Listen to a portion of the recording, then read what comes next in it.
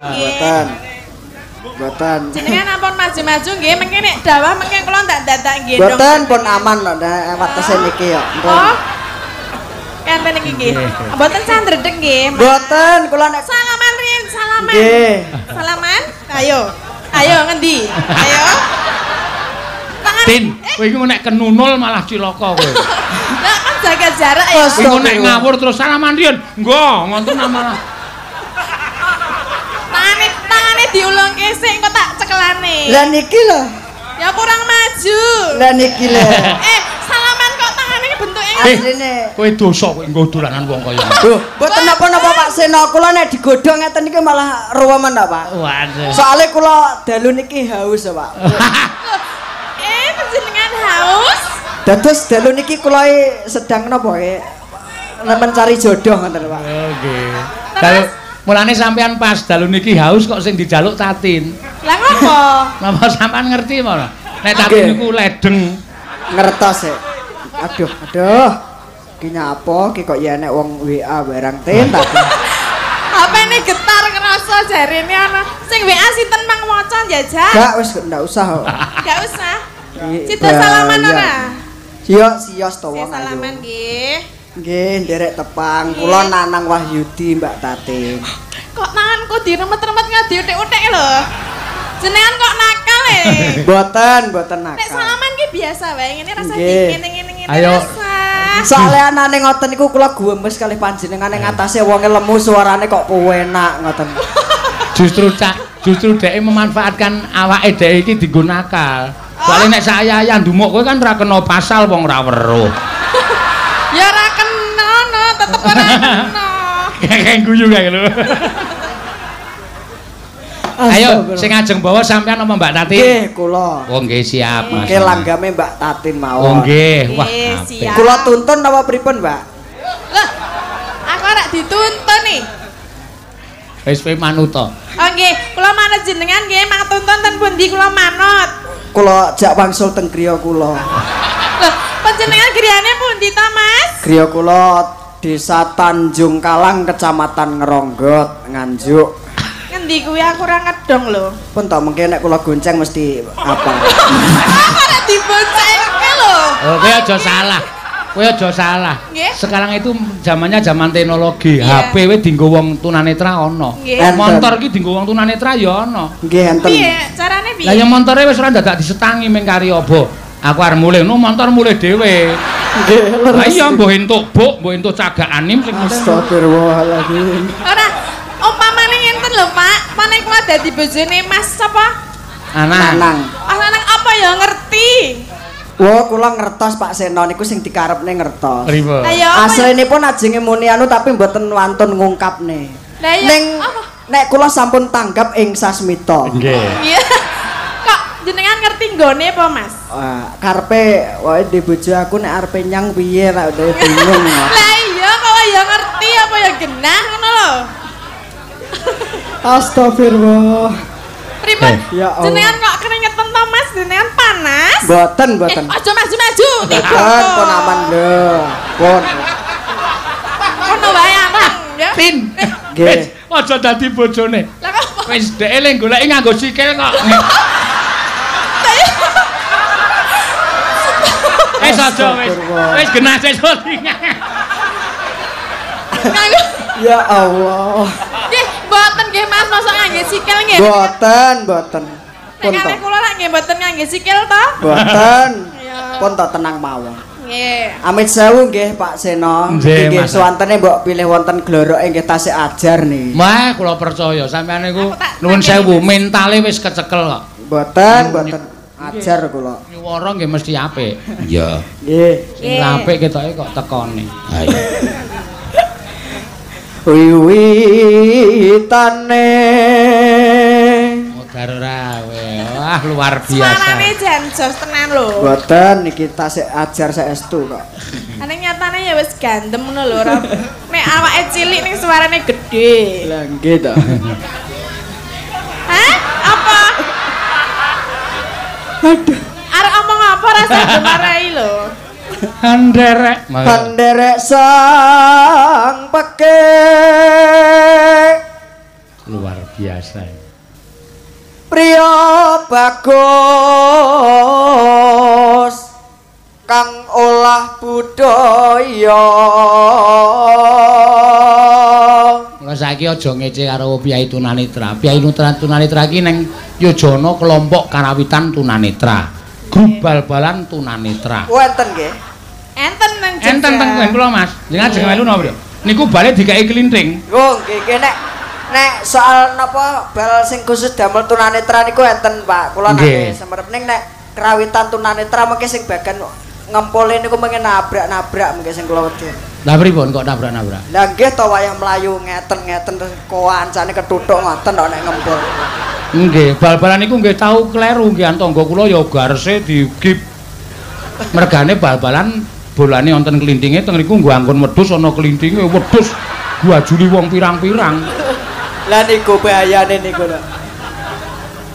Astagfirullahaladzim. Keng menapa ae mboten sasok nyebut ra apa-apa lho. Wong ayune yo ngene. Malah gaya.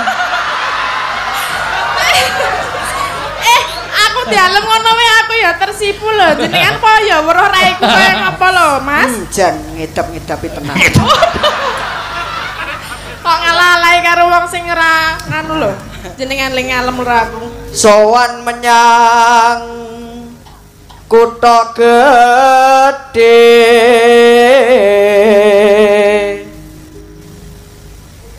bendara terus kayung-yung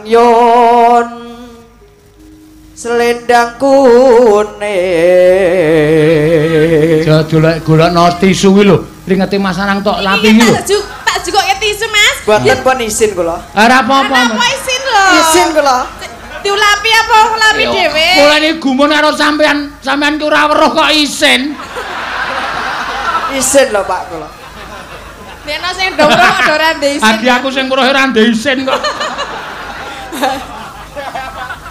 Selendang kuning. Mas niki asing dilapi napa dilap dhewe? Pun kula lap ya Mbak mawon. Tak yakin ora dilapi? Isin Yakin mboten dilapi? Mas Ana. Nggih. Mbak Tati niku sowan teng Nganjuk urung karuan setahun pisan lho. Kesempatan dilapi. Saiki jamane pun canggih, zaman teknologi mungkin kula buka Facebook-e mawon ngono anune. Jenengan gadah Facebook kula napa? Gadah. Facebook kula saestu gadah, Nanang Merem namine. Oh, sesuk tak. Saestu Pak Seno. Nggih. Niku nggih enten WA-ne teng mriku saestu. Oh, nggih tak WA. Pripun iki sida dilapi mboten? Manut. Oh, saiki muni manut. Ayo dilapi, dilapi. Kula ulapi nggih nderek nyuwun sewu nggih. Oh, mboten napa-napa. Sing ngen bagian pundi? Pun manut. Aki kabeh keringetan ya tekan dhuwur saka ngisor tekan. Oh, sing ngisor mboten sah sing ngisor. Oh, wah bebayane. Sing dhuwur tok mawon. Nggih to. Iki dilapi tenan nggih. Wis gek ndang cek ngono kok mesake iki lho. Lah, Kemringet lho, kemringet iki lho. Lah iya ora ngete oke banget. Kowe iki nek ngono nak keringet kuwi malah kowe iki entuk pahala ibadah kuwi. Bantu wong cacat tunanetra. Wis ge wis. Iya iki lho panjenengan omong wae arep tak ulapi kok ya. Aku ya selak pengen tok ulapi ya. Iya. Oh alah. Iki tak ulapi nggih Mas, nuwun sewu nggih. Nggih. Walah, Jan. Iki sing tak ulapi iki. Mang lenggak. Ah, ndangak nglenggak niku ndangak. Nggih. Ndangak. Oh. Nuwun matur nuwun. Melih boten? Pun sampun. Empun? Pun. Pisan wae. Sampun. Kapsake ukir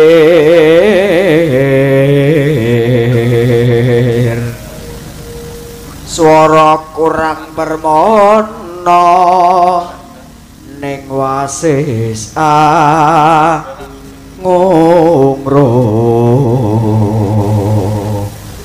Angungrum. Suara dekat noe kalah ya. Iya. Angungrum marang bendoro dia sulistyo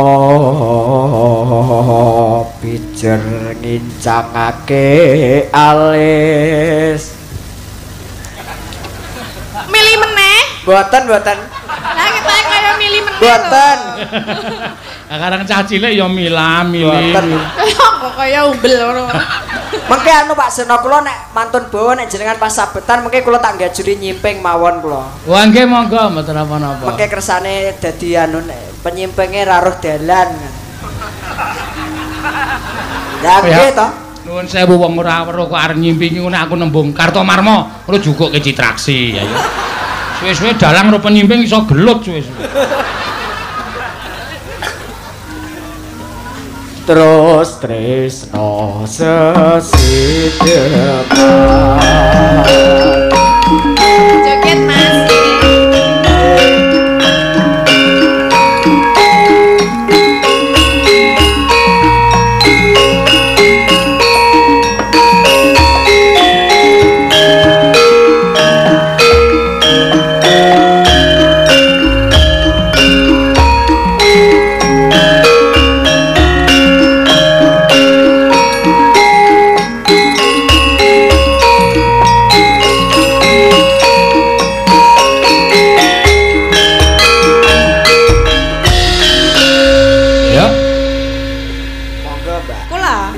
no gantosan kalih kula.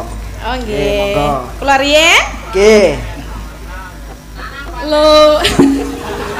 Walah yo yo. Aja to. Nggong nembang. Lho ana sing nyuwara luweh nanang paten ana. Nggih. Sake kok ya. Oh ngeten. Lagi nggo sinau kok dipaten. Yo. Yo. Luweh becik paten ana.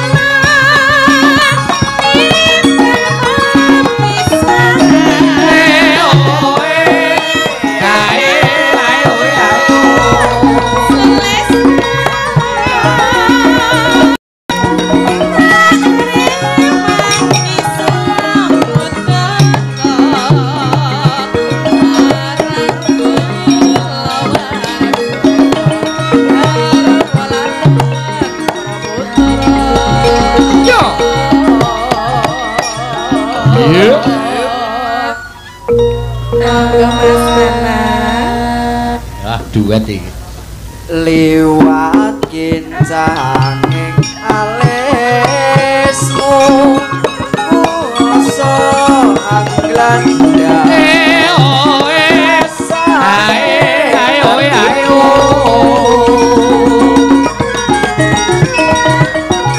tadian muslim serius waktu aku isi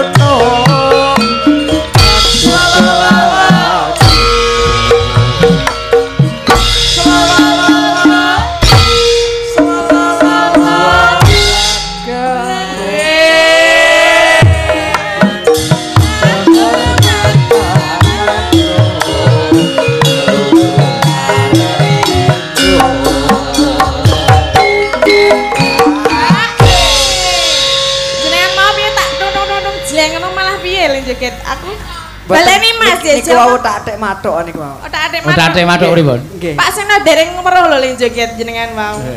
Jajal baleni Mas Denko. Langsung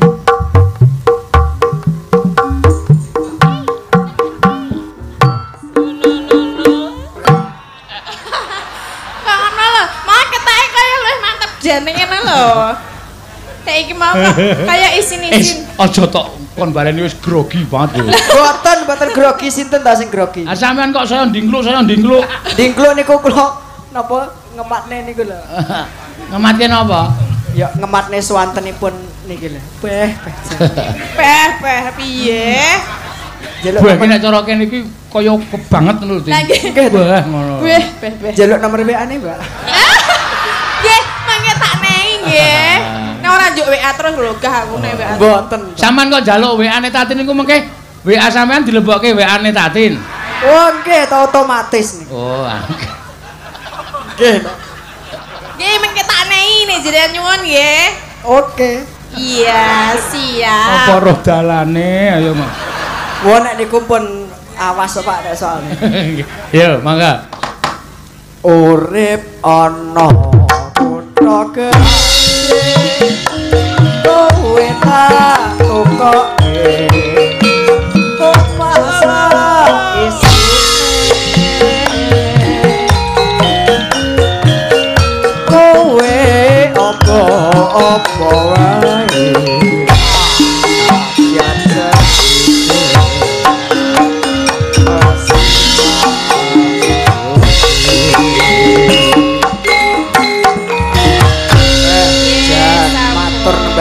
Mbak Tatin. Sami-sami Mas. Nggih. Sama nika beh apa beh?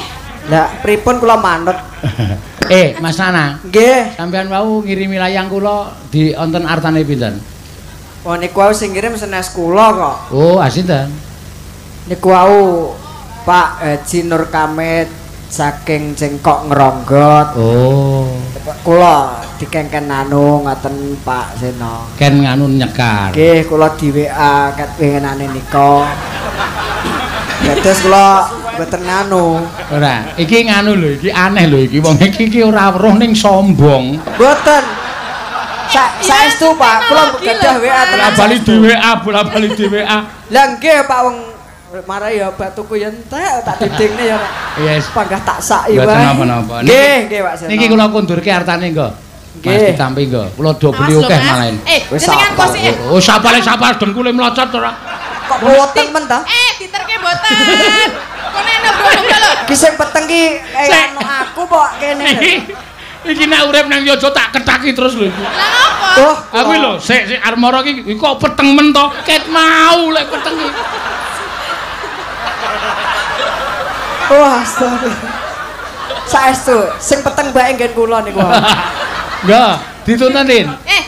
Kula Nggih, Mbak Tatin.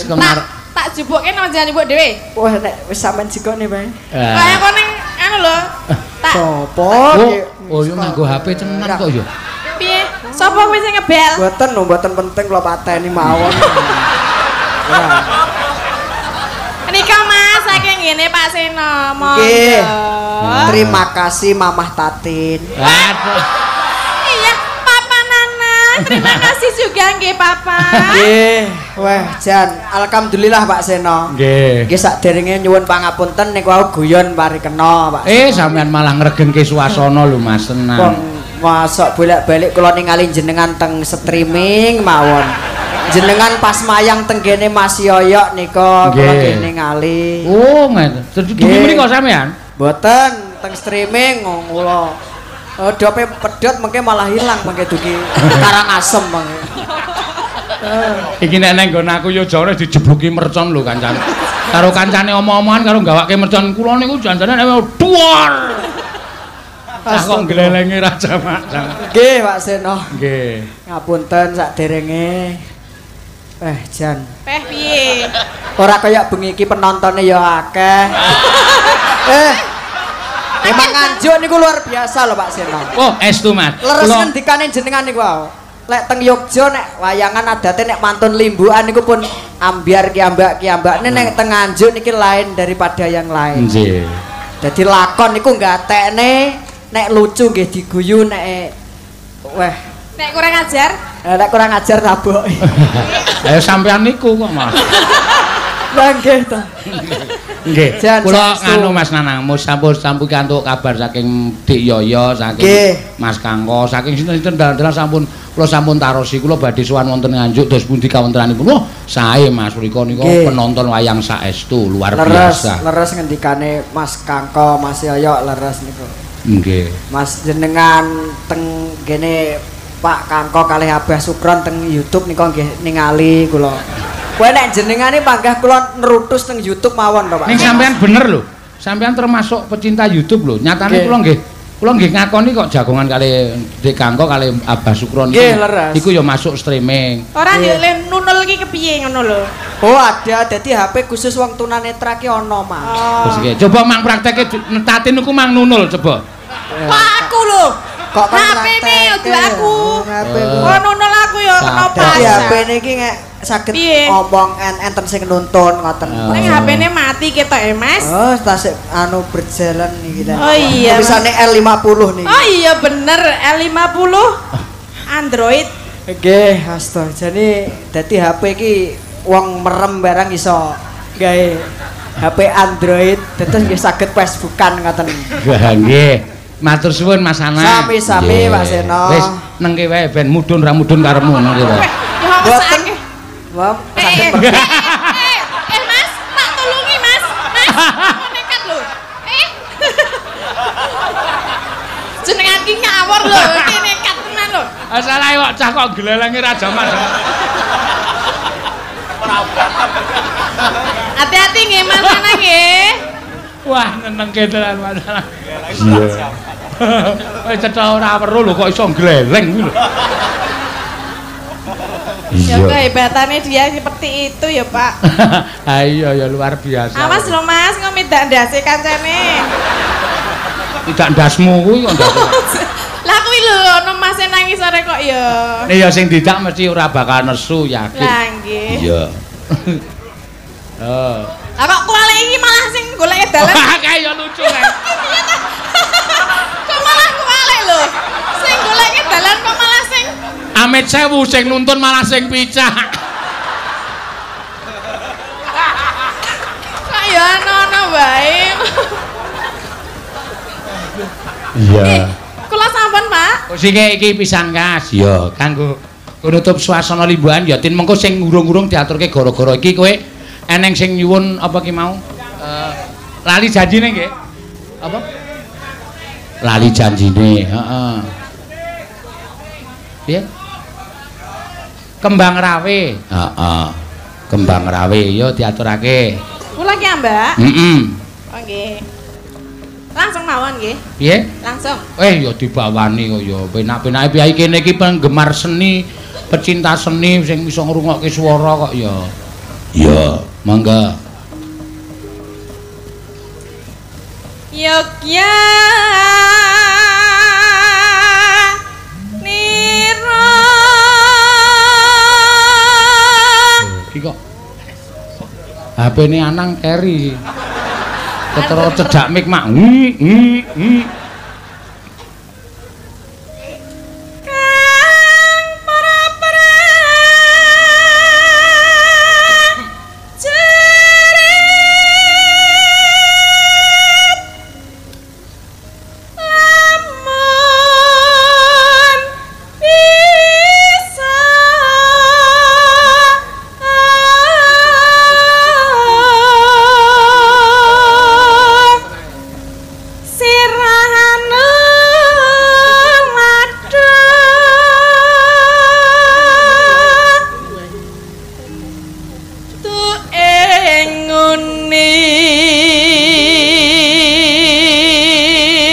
Caritane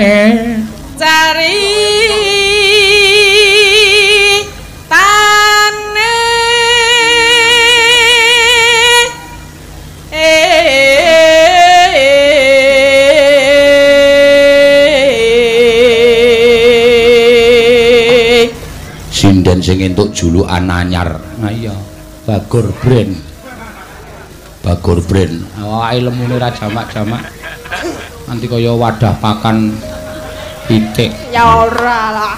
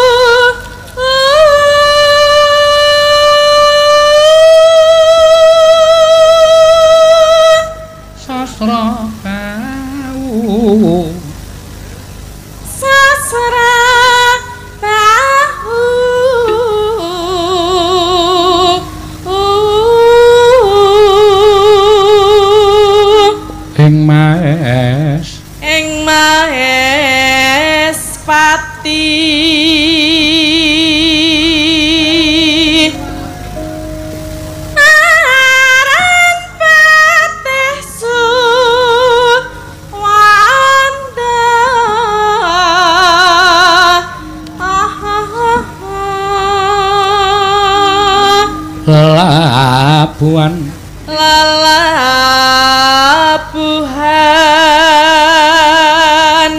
nipun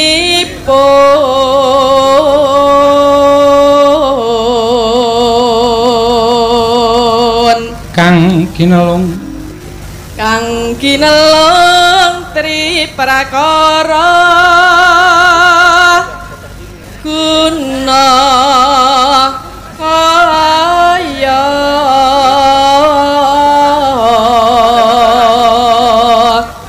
purune kang den antepi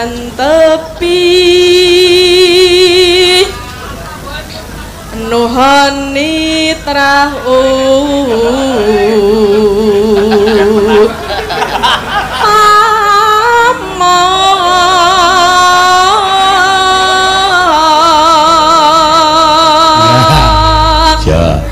digedruke sik joget Titin. Ya. Nggih, siap. Men disawer. Nah, yuk.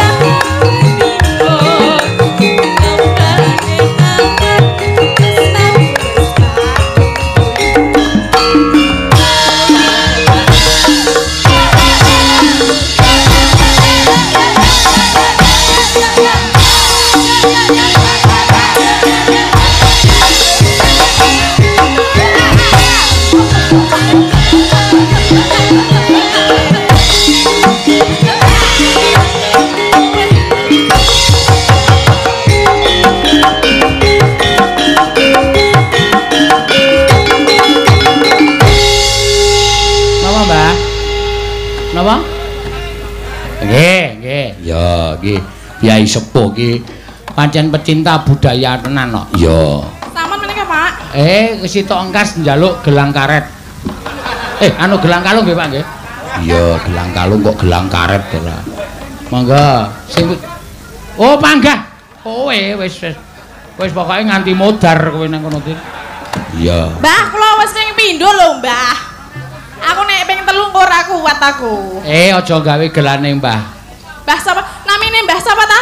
Men Boy. Waduh. Kene ya ana sing jenenge Nur. Nur Boy ya ana nang kene. Men kowe iki ya budhek kowe. Lah nggih, lah ning ngene mriki kan nggih enten ta Nur Boy. Nur Mbah. Nek iki men Boy. Karo karane bak petuk nasur Agustusan rame Mas. Nggih. Oh nggih, amin, Mbah. Nggih, amin ditungake. Yo gelang kalung, yo. Kok dikancani aku, Pak? Ya dikancani sapa? Ayo, Cita ya ora apa-apa. Grubut loro nggih, Mbah. Wah. Iso ora, Mbah? Grubut loro kuat ora? Gak ngatasi. Gak ngatasi ya medon. Gak ngatasi. Ora apa-apa. Ya ora apa-apa, monggo. Kuat. Bayare ming 1. Oh, nggih. Sing 1 ora telah bayaran. Piye, Mbah? Kok ming 1? Mbah iki wis tombok akeh lho, ket mau wis nyawer terus. Malah muni entek pisan. Iya. Ya wis ora apa-apa ya. Ya. Bayar separo-separo, ming separo lho, Mbah, ora kabeh lho. Iya. Wae ming separo wae ora sak kabeh, agak. Ah separo kok bayarane. Iya. Ya, mangga. Mun nek nekat dikabehke awas kowe. Yo gelang kalung. Yo. Saka pundi? Gelang kalung anane. Iya, Mas Den kok ora tau mendelik. Iya, enggak. Gelang kalung. Sing Lah piye? tintingane. Lah nggih ta? Gelang kalung dadi saksi.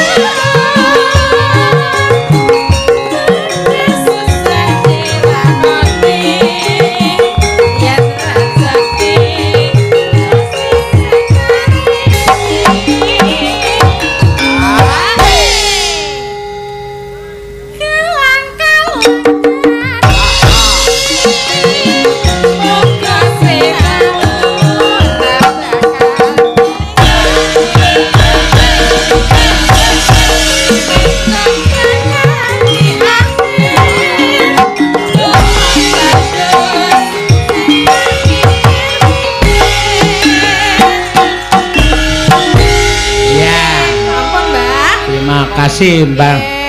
Main boy. Main boy. Main boy. Main boy. Main boy asline diwari ya main boy men. Hatur nuwun, Pak. Nggih. Nggih, Mbak, matur sembah nuwun. Siap nggih. Ya. Jarine ngendika nek Agustus arep nimbali. Wah, matur nuwun. Ya, rampane megar kaya jamur barat. Wigatine pancen wis diniati nek wis anggeni ora entuk lenggah dampar Siwa Ngastina ngukuhi. Ra ngono to, Mbah? Iya, pancen mengkono nggih. Mula Kang Sangka kuwi tak suwun sampeyan kundura ya, wayah Mas. Aja nganti mbacut mengko mundhak ora prayoga kedadeane. Nek nganti aku mundur ora mbacut tegese aku nglarani atine Wisanggeni. Monggo Wisanggeni ki adiku sing tak tresnani. Mula ngene wae, Mbah. Sing lunga Kurawa sak Duryudanane kon lunga saka negara Ngastina. Ngastina arep disuwun ngampil karo adiku lanang. Nek ra entuk aja gawe nesu Antasena. Nek ming dikrubut Kurawa 100 wae aku ora wedi. Aja kok Kurawani sing ngrubut aku. Kami tuwaning Kurawa, patih Ngastina kon ngrubut Antasena ora wedi. Aku ora melu-melu. Aku ki mung ngomongke. Nek mung ngomongke semingkir. Kuwi Siwa Kartomarmar tok ndelke mungsuh Antasena to. Nek nganti iso ngalahke Antasena, bumi langit tangkep. Piye kowe dunekke ngono ki piye kok mung meneng wae. Nek cara aku kendarat Antasena. Bayi wingi sore wani karo wong gerang. Apa kira-kira iso ngungkuli kadigdaning Kartomarma? Rasa kokean gunem, Pakdi. Yo dicoba. Kaya apa aku sing tekaning pati, gene marganing patimu. Maju nek ana wong tuwa kewirangan aja nyalahke Antasena, Pakdi Kartomarma.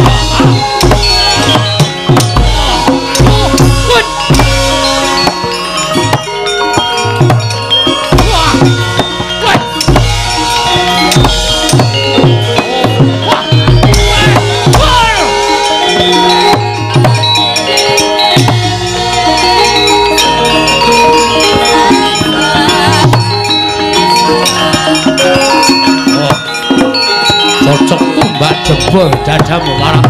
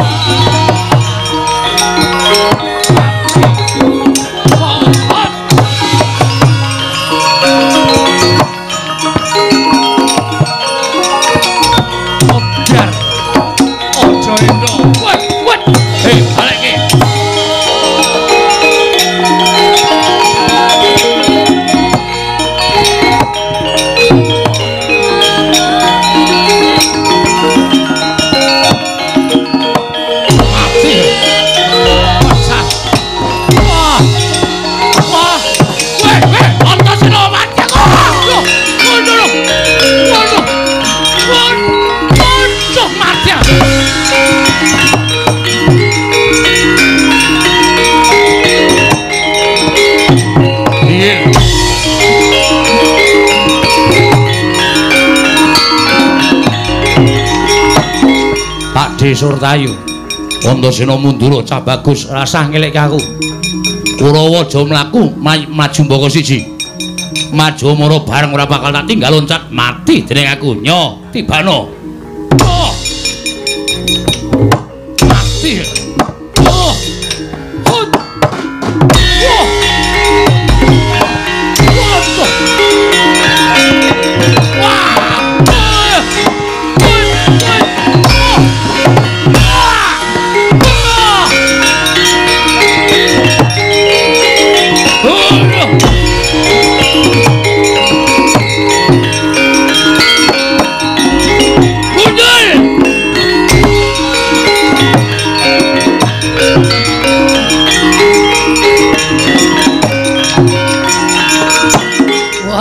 Antasena gleleng tenan. Ngucak acik kula wong kepalat. Pakde Durma ganti Betul. arep ngopo? Ngelablak kowe. Nyo. Kowe dian kendel tenan cah iki. Mati jeneng aku. Kowe ngantem Antasena. Cilik metu getihe, gedhe aku semaput, gedene tekaning pati. Nyembah karo kowe 20 taun. Wah, pamel. Sing dadi nyatane. Nyo. Modal, Pak. Oh. Dian. Hop, modal. Modale kurang apa piye? Modal. Ayo modale sapa sing kurang? Modar maksudnya. Oh. Nyo. Oh. Nggo gaman Pakde. Oke. Baca silamu. Nyo.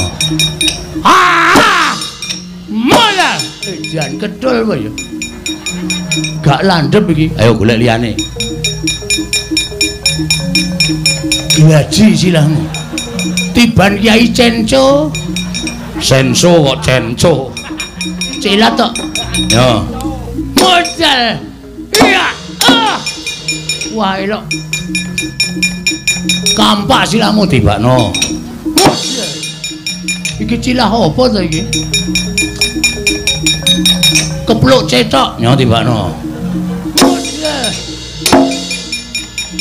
Dan wis entek Antasena Golek liyane, aku mau nek ming sithik. Oke. Tapuk sandal. Nyo tibakno. Cah entuke pokoke ora ana gaman kok. Ayo. Ijen wilang bebalang. Ayo gage. Walesen aku. Walesen. Wah!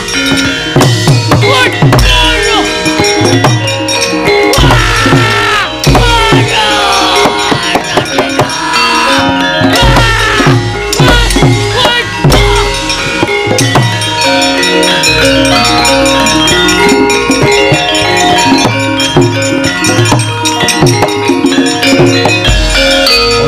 Mlayu. Antasena ngamuk. Ayo kanca golek ndelik gon ndelik ayo ndelik mutuke Antasena mati tenan. Mati tenan Cilaka. Ayo man ndelik man.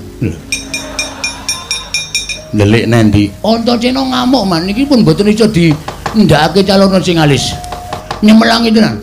Kowe wis maju apa? Mpun sampeyan lan delok. Kok aku ora weruh. Wah, kula nek maju secepat kilat to man. Temu Antasena kula tandang Antasena aja gleleng mundur lho. Kowe cek mundur Pakde, tak juwata silahe. Sapa? Antasena dis. Tiba kono. Sing ngomong sapa? Gleleng wae. Kedepe ora kula jotos melih dis.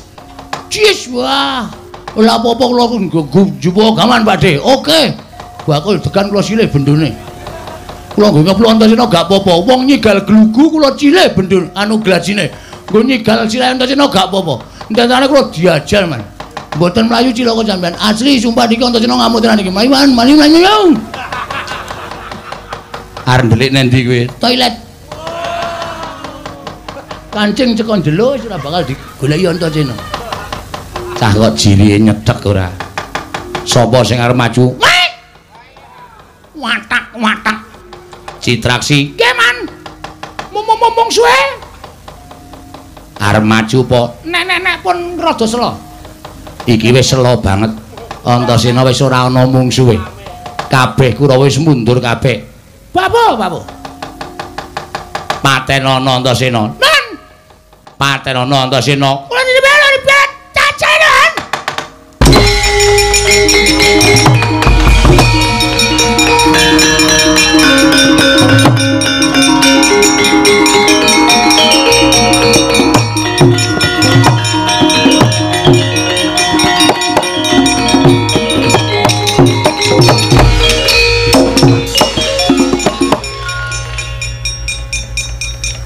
kaget aku. Pak D Citraksi dasar kepornya. Antasena? Piye? Kowe mundur. Mundur piye? Mundur aja njaluk negara Ngastina nek isih kepengin suwe uripmu. Lah kowe arep ngopo? Lho, nglabrak kowe, ngajar kowe. Wani apa karo aku? Sesuk medeni apamu? Bola-bali kowe kalah karo aku. Biyen. Sesaiki durung kaluan, Citraksi mentas meguru anyar. Pakde, apa? Kowe tak kandhani ya. Penonton semene akeh iki wis do ngerti kabeh. Nek kowe perang karo aku, wong semene iki do mbedhek mesti menang Antasena. Mergane nek ndi menange Antasena, ora ana kok Citraksi menang karo Antasena iki ra ana, urung tau kelakon. Nek upamana penonton semene iki bali kabeh terus mesti do ngrasani dalange goblok. Citraksi kok menang karo Antasena.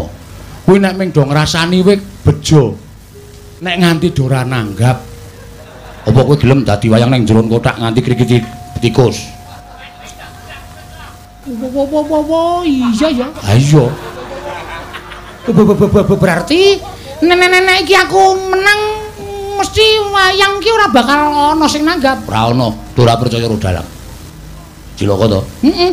Nek menang aku, ya semene iki seneng kabeh.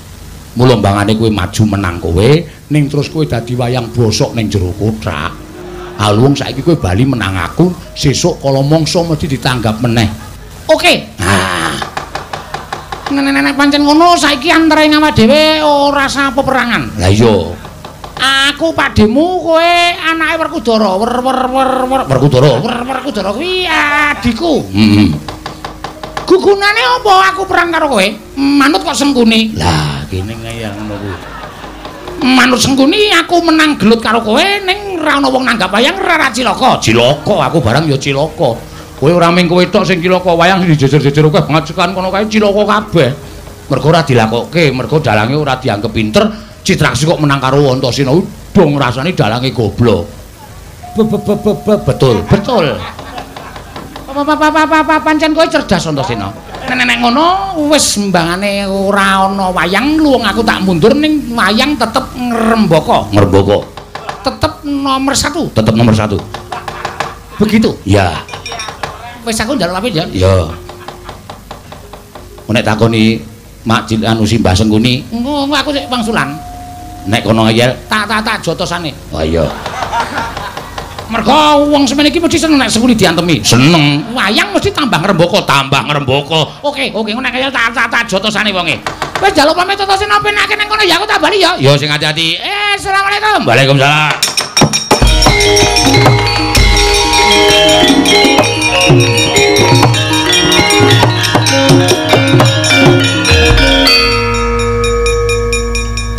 Kok ora krungu leting gedebuk. Kok kaya ora weruh lehmu nggawa gaman. Man. Nenek sampeyan gelem tak kandhani. Niku sampeyan penak awake tur tetep dadi wong tuwa.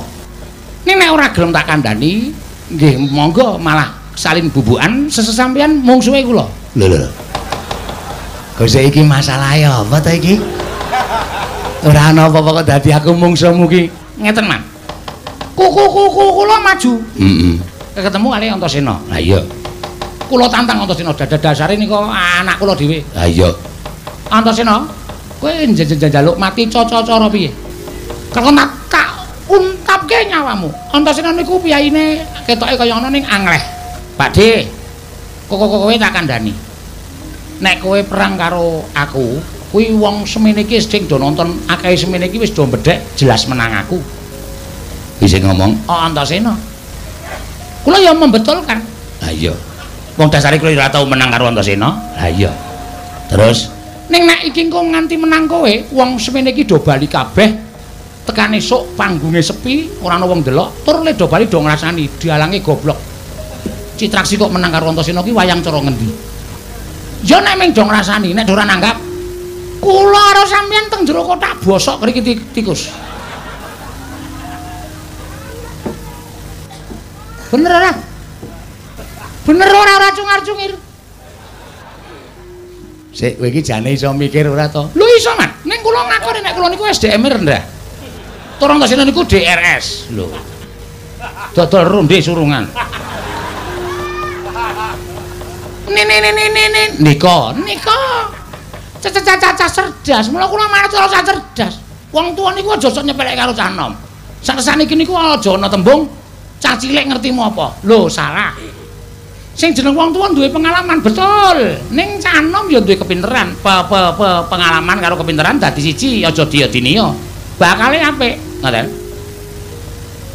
Wah, nggih. Nggih nyuwun pangapunten nek kula mboten ngertos. Mula tak kandhani. Aja ngeyel. Nggih. Wis ngono ya, paham ya? Paham. Wis, aku tak ngasuh. Ha nggih, monggo nderekaken. Cah kok blokone kaya ngono ya. Gumun aku. Glelenge kepati-pati ning petuk. Sing petuk sapa? Ora kok. Sing petuk sapa? Momongko wong semene iki do ngenteni lho, Mang. Jeng napa sampean diajar? Sesampeyan ngunekke kula petuk njaluk tak jotosi apa? Ora. Oh, kurang ngunekke apa-apa. Salin bubukan. Semangkean. Cit, ngapa? Kowe iki Pak Dene lho. Kalah Antasena nek cara aku isin. Kula kok biasa. Ora isin. Isin go merem ilang. Kaya anang nika wae ora tau isin. Dur nun. Rene oleh. Nggih. Riwul. Kabeh Kurawa kalah mingkari kowe. Kowe arep maju apa ora? Maju kaya ngopo nek musuh Antasena mesti kalah. Terus niki apike, Man? Diaturke sing kawogan. Antasena nek musuh Kurawa, Kurawane sing ora imbang. Kurawane niku ibarate kaya dene timun Antasena duren glundung iki mesti memet kabeh. Mundur mawon. Bopo Durna ken maju ken ngliga pusakanipun Kakang Penemban Durnaja enak-enak kabeh. Eyang Durna men tekan kene. Nek arep njaluk pusaka Cundamanik men dijaluk. Eyang Durna sing gedhe pangapuramu. Pusaka Cundamanik aku sing nggawa Eyang Penemban.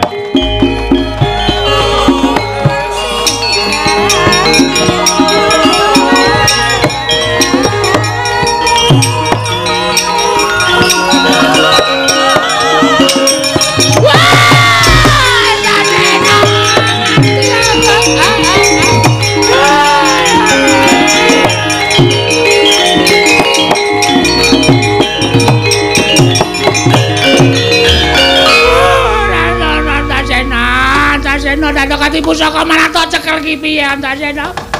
Aku njaluk Cundamanik ya ngger kuwi kekuatanku ya cah bagus. Balekno karo mbahmu ya Antasena. Sampeyan tegel karo aku kok, Mbah? Jane ora ning merga saka dawuh anak Prabu Duryudana lan ature Adipati Arya Sengkuni aku kudu tegel karo kowe ya Antasena. Balekno ya. Ya wis. Nyo, tambanono, Mbah. Tak kundurke. Ora ngono, cah bagus, aku iki tresna karo kowe. Nek wis tak kundurke aja nggo mateni Antasena ya. Ora Antasena.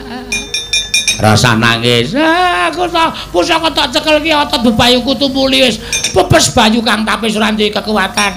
Kene tak tambanane. Nya tambanono Antasena.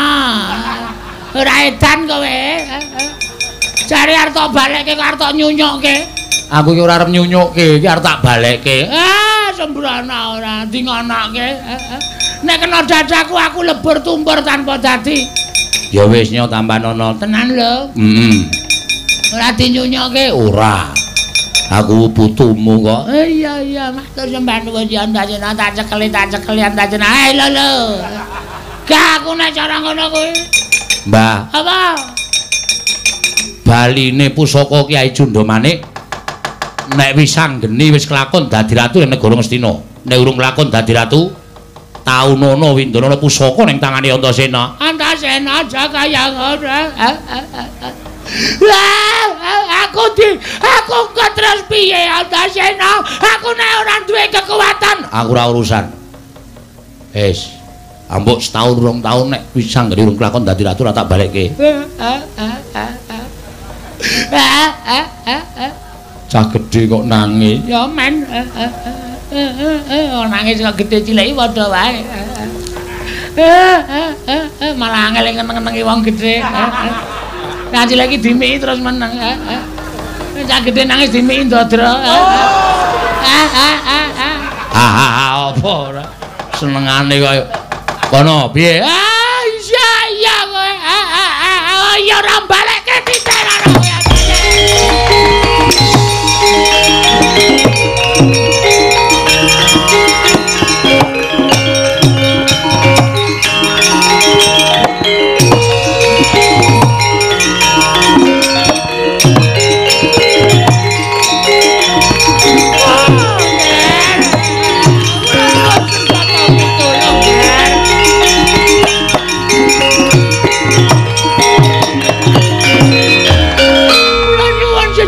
Pitulung ger anak Prabu Ngawangga. Lho. Bapak Durna kok muwun menika wonten menapa? Tiwasan ger. Kula nyuwun tulung nggih ger. Wonten menapa? Nalika semanten kula nampi aturipun Adipati Haris ngene Antasena ngamuk wonten negari Ngastina. Inggih, lajeng tumuli kula ngedalaken pusaka Kyai Cundamanik. Sareng kula lepasaken Kyai Cundamanik. Menika lajeng mboten kanthi kanyana Kyai Cundamanik saged dipun cepeng kaliyan Antasena. Cundamanik dipun rebat kaliyan anak kula Antasena. Nggih, Ger. Panjenengan mbok kedalaken pusaka. Menapa, Bapak? Kyai Kuntilesit Kyai Kunta. Kyai Kunta. Nggih, Ger. Dipun namakaken Antasena. Nek Antasena pecah Cundamanik wangsul pangaosipun Begawan Durna. Nggih, kula nyuwun tulung, Gengger. Menika kegiatan kula anak Prabu. Weh, lah dalah Antasena njaluk mati tenan kowe kepala.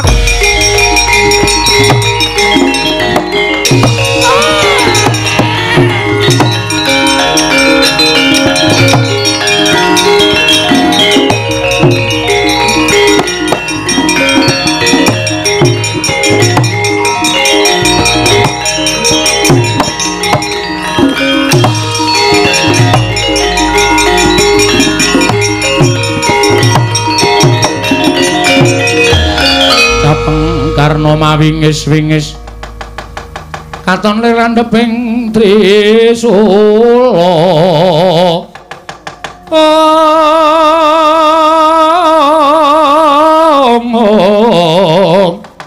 Netra Markata lir kabaranang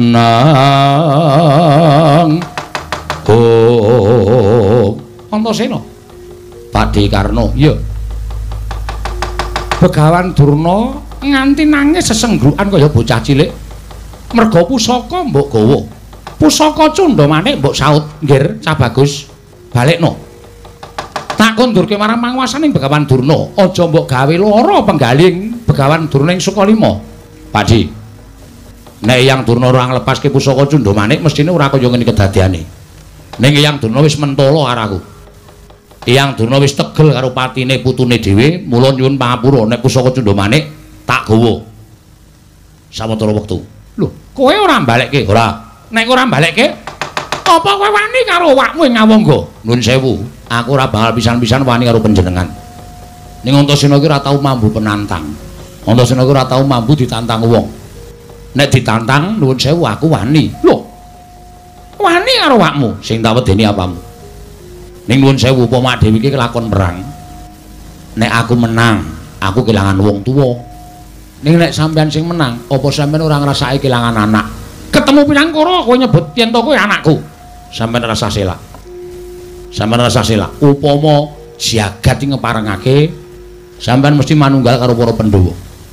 Ning mergo sampean iku putangan budi babagan derajat pangkat lan dilabuhi dening Siwa Ngastina, mula sampean tau tate prasapa sumpah yen to jiwa raga sampean ngrungkepi negara Ngastina. Nek sampean ora kabotan karo sumpah, aku ngerti pasuryane Pakde kuwi yen to ketemu karo pepundenku Pandhawa, tresnane tekan ati. Ya apa ora? Lah kok dadi kowe saiki arep mateni anake Werkudara? Nek aku mati aku ora apa-apa wis ora krasa apa-apa, nek bapak ora trima. Apa sampeyan mentala? Nek bapak ora trima terus bapak ora wani karo sampeyan mergo bapak iki ngajeni karo wong tuwa. Terus nangis ning ngarepe sampeyan. Apa sampeyan mentala nyumurupi tetes sing luwih bapak Werkudara mergo kelangan anak dipateni karo Pak Dene dhewe. Ayo. Endi kata-katamu? Saiki ngendi kok? Sampeyan iki ora kebondo karo sumpah wis ning negara Ngamarta. Sampeyan ora kebondo karo sumpah mesti ngurungkepi pepadane Kanjeng Eyang Kunthi. Ning mergo sampeyan kebondo karo sumpah, urip sampeyan dibondo karo sumpah sampeyan dhewe. Mula tetepi jiwa kasatriyan aja nganti mencla-mencil kaya banyu tumpang godhong senthe. Sampeyan paripaksa gedhing ning gedhingmu karo Pandhawa iki ming lair, ora tekan batin. Ya ora. Wis nyo aku patenono. Saiki ngene wae Pakde, aku tak rasah bangga, aku tak ora wani karo sampeyan. Sampeyan mang njupuk pusaka Kyai Kulanada. Tuncepke dadane Antasena, aku mesti mati. Ikhlas lahir batin. Ning patiku iki mesti dingerteni karo para kawula. Kawula mlayu ning ngarepe bapak. Bapak dilapori Antasena mati. Wah, sing mateni sapa? Sing mateni Karna kakangku. Bapak ora wani karo sampeyan. Anane ming nangis ning ngarep sampeyan. Asli wong bapak ini aku ngerti sifate bapak. Wis ge wis. Ayo. Piye iki kok meneng wae iki? Kok njur kendho kahanane? Apa sampeyan mentala mateni Antasena mergo labuh Cundamane? Terus saiki aku tak takon karo sampeyan. Durna iki apamu, Pakde? Durna iku ora sambung sedulur, ora sambung getih karo sampeyan, kok tok belani nganti sampeyan mentala arep mateni anak sampeyan dhewe? Terus penggalih Narpati Basukarna sing tak anggap wong tuwa ki endi coba aku tak takon.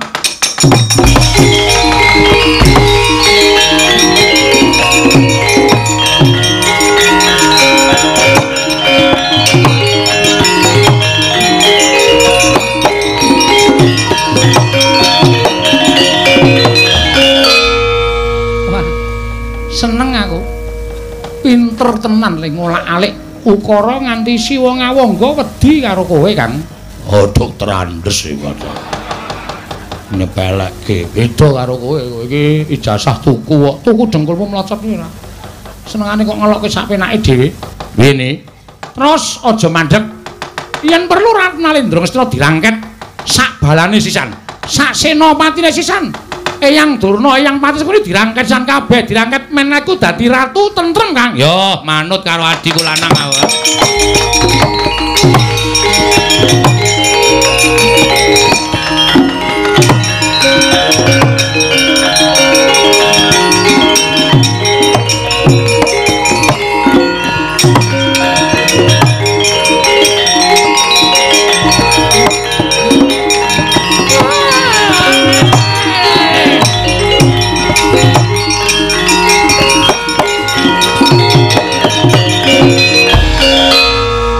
Ayo kados pundi ingkang sumaguh badhe mbondo Antasena kaliyan pun wisanggeni kemawon wangsul wonten ing Awangga mboten tanggel jawab kok nggih.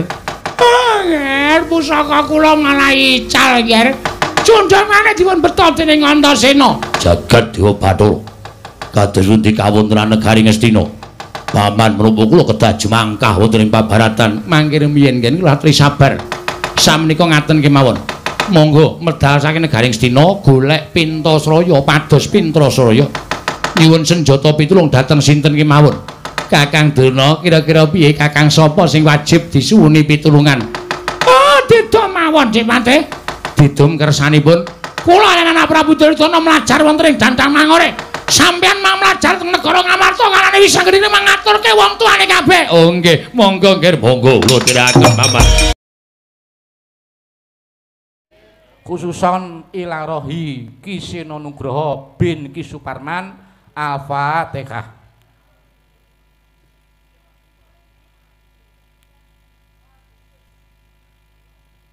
Amin. Matur sembah nuwun.